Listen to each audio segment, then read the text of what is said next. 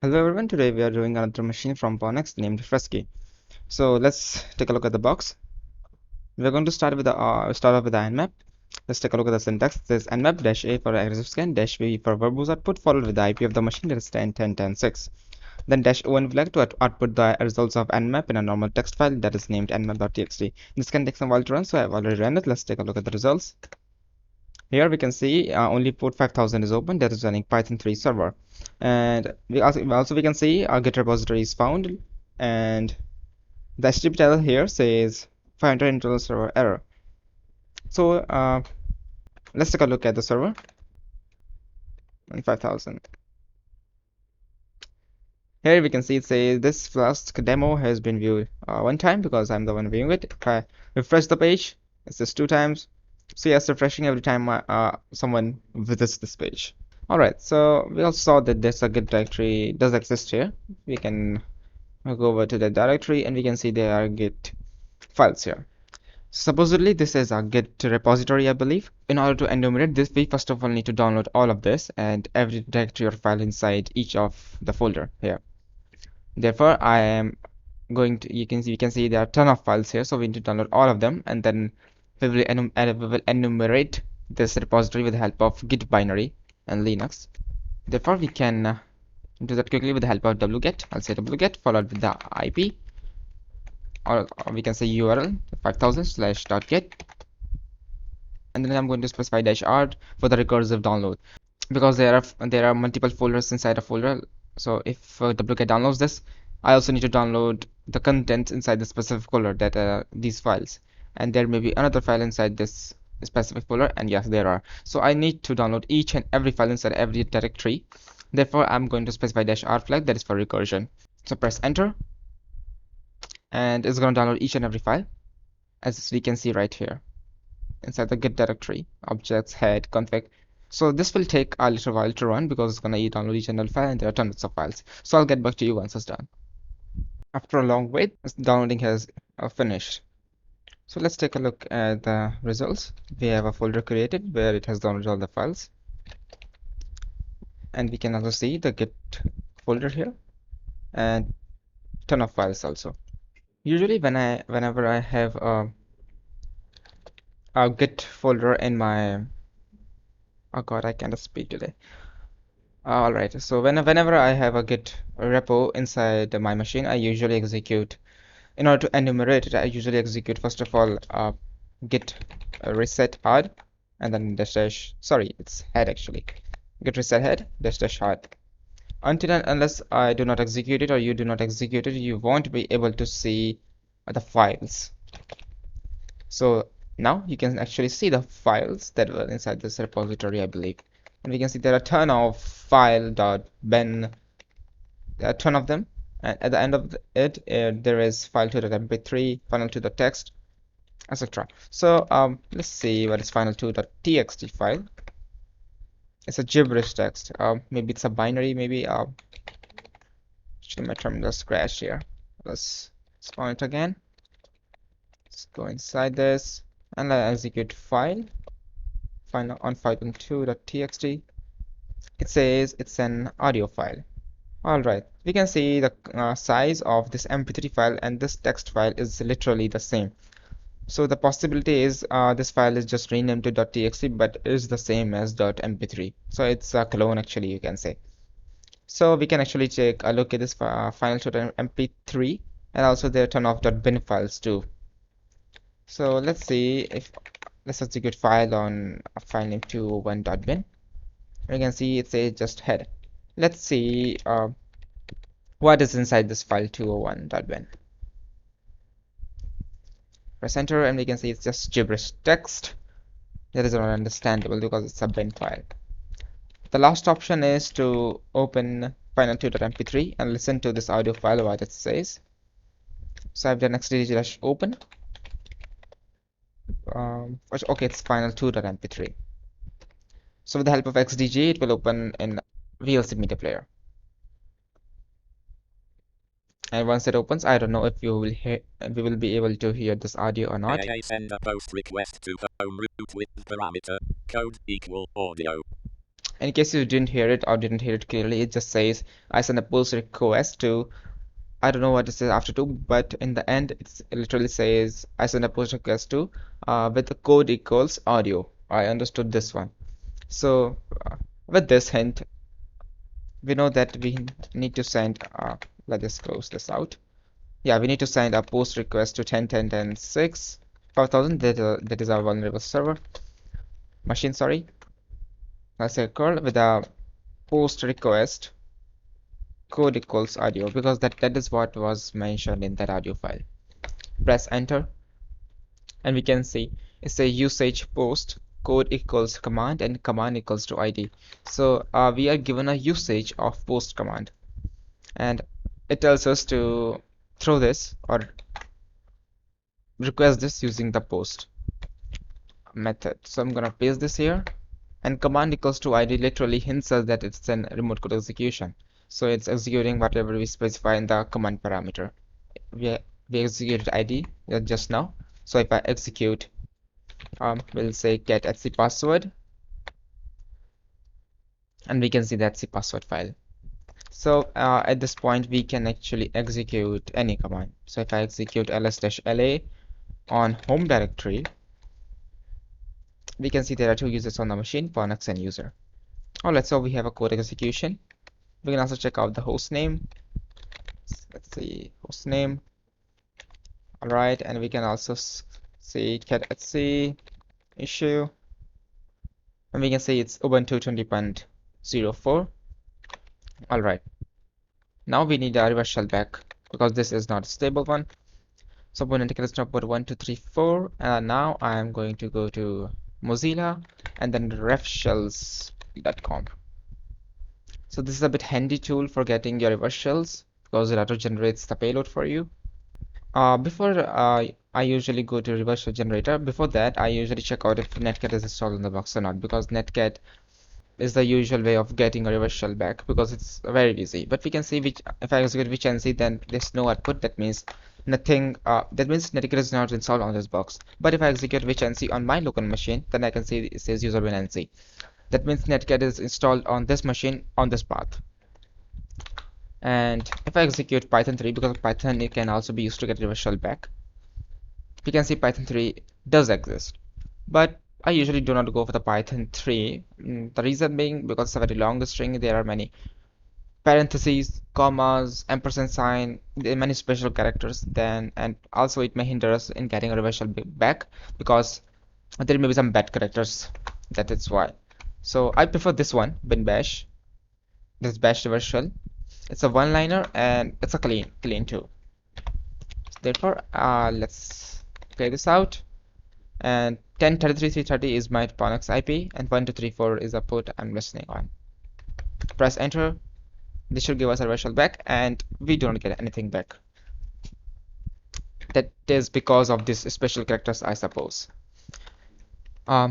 So in order to get rid of these special characters, I have to encode this stuff and then decode it and then pass it into the bash. If you don't know what I'm saying, then take a look at this. If I echo this, I'm gonna get this in my screen printed out. Alright. Now if I pass this to base64, that means I'm base64 encoding the stuff. This literally gets base64 encoded.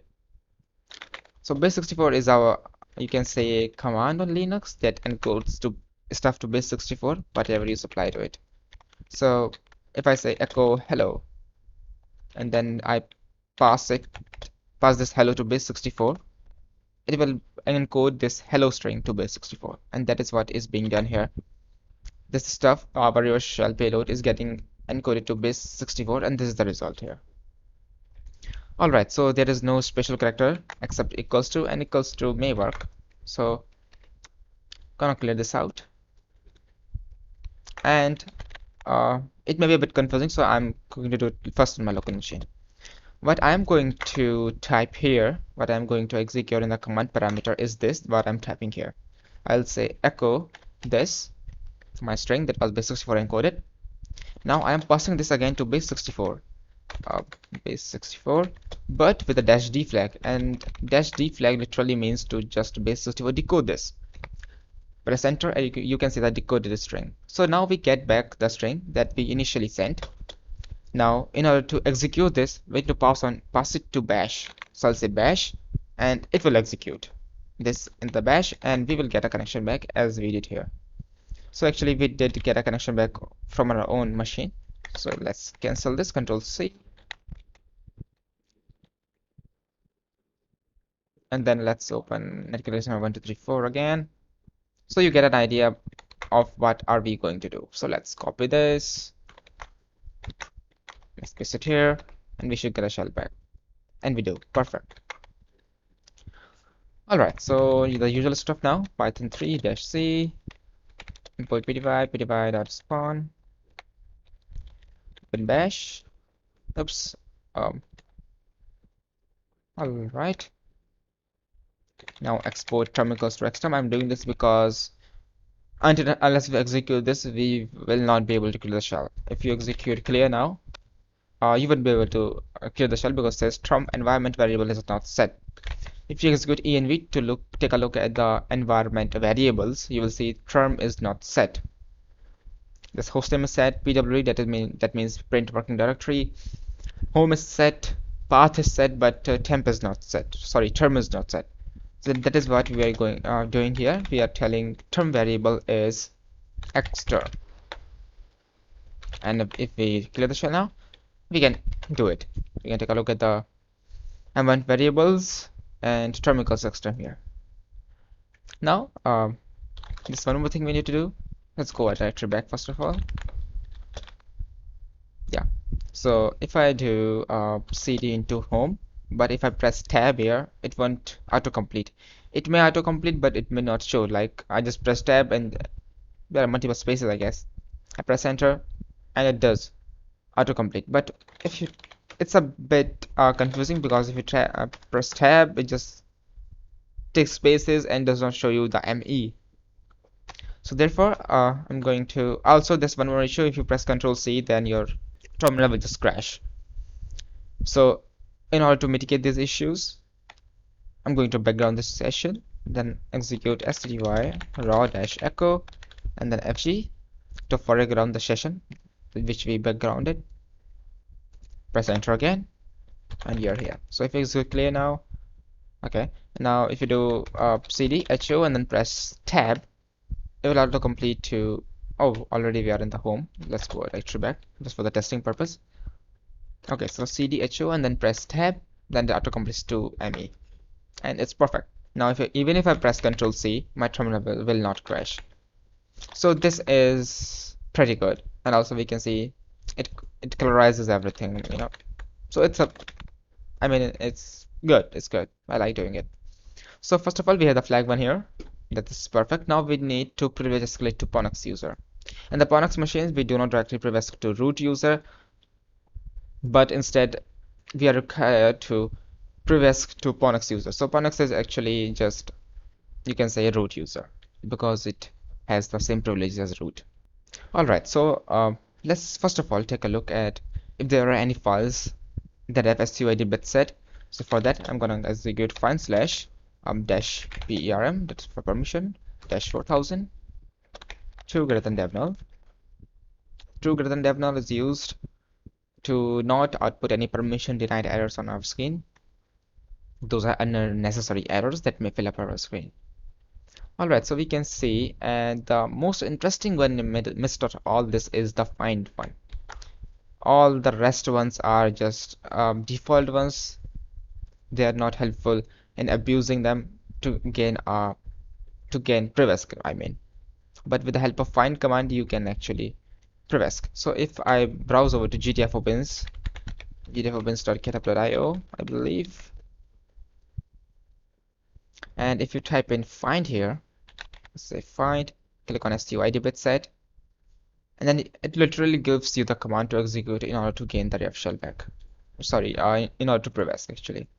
So if let's copy this, and if I paste this here, it says permission denied, and the reason being maybe I need to give it the full path of user been fine, I believe. It says permission denied. Let's go to temp directory. Maybe because this file has root permissions, maybe it's not going to work, but I'm not sure. Let's see this again. And yeah, this works this time because temporary has folder has necessary permissions. Anyone can create or read a file there. So I'm gonna say where am I, and we are PWNX. Okay, so we have successfully privileged escalated it to PWNX. Also, there's a one thing I wanna tell you so bad. And that is, let's close this one out. GTF Opens was made by a human too. How did he find all of this stuff? How did he actually gain the knowledge of executing this command to privesk to or the root user? How does he have all this information, not just for this specific find binary, but for other hundreds of binaries as you can see right here? The reason is simple. You take a look at the manual of the specific binary. Now if I execute man find, you can see the commands that you can execute, the specific flags that you may use, and it just tells you what find binary can do to its full potential. And in the midst of all this manual, there's flag, I guess that's named exec. Yeah, exec command. So this one tells you to execute a specific system command. And you can see here exec command, and then there are curly braces, I believe. So these are for protection purposes from, I guess this is a defense from privilege escalation to another user. And that is why you do not see these curly braces in this, yeah, in this exec. So after exec, you can see the bin sh-p, but you do not see those curly braces, because if you append those curly braces, you will not be able to privesk. But with those curly braces removed, because these are the defense against those methods. So if you remove that defense, that curly braces, you will be able to privesk successfully. So that is how the owner of this GTFO bins was able to make this website, or you can say make this whole database of this knowledge. And you can do that too. And the reason is simple. The way is simple of doing this. Take a look at the manual, read it, and find how you can take use of that specific binary for your own use of privilege escalation. So I hope that was meaningful. Yeah, we have successfully privileged escalate to PWNX user. Now you can just simply take a look at that root flag too.